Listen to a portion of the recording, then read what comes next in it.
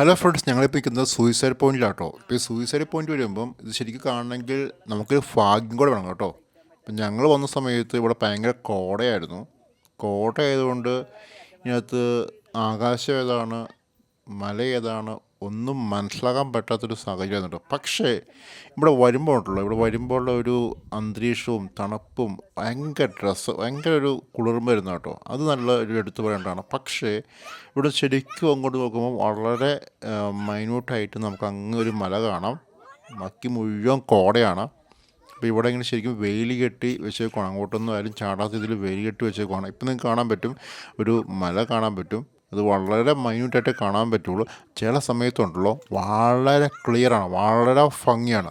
ഇത് ഇവിടെ വരുന്ന ആൾക്കാരൊരു ഭാഗ്യം കൂടി കേട്ടോ. ചിലപ്പോൾ നമുക്ക് നല്ല രീതിയിൽ അവിടെ മല നമുക്ക് കറക്റ്റായിട്ട് കിട്ടും, ചില സമയത്ത് കിട്ടത്തില്ല. ഇവിടെ ഈ ഭാഗങ്ങൾ മുഴുവൻ കുരങ്ങൾ കേട്ടോ. കുരങ്ങളുടെ ഒരു എന്താ പറയുക ഈ ഭാഗത്തുണ്ട്. ഇതിന് താഴോട്ട് മുഴുവൻ ഷോപ്പാണ്. നമ്മൾ താഴെ നിന്ന് കയറി വരുമ്പോൾ ഫുള്ള് ഷോപ്പാട്ടോ. ആ ഷോപ്പ് കഴിഞ്ഞിട്ട് ഇവിടെ വരുമ്പോഴാണ് നമുക്ക് ഈ സൂയിസൈഡ് പോയിൻ്റ് കാണാൻ പറ്റുക.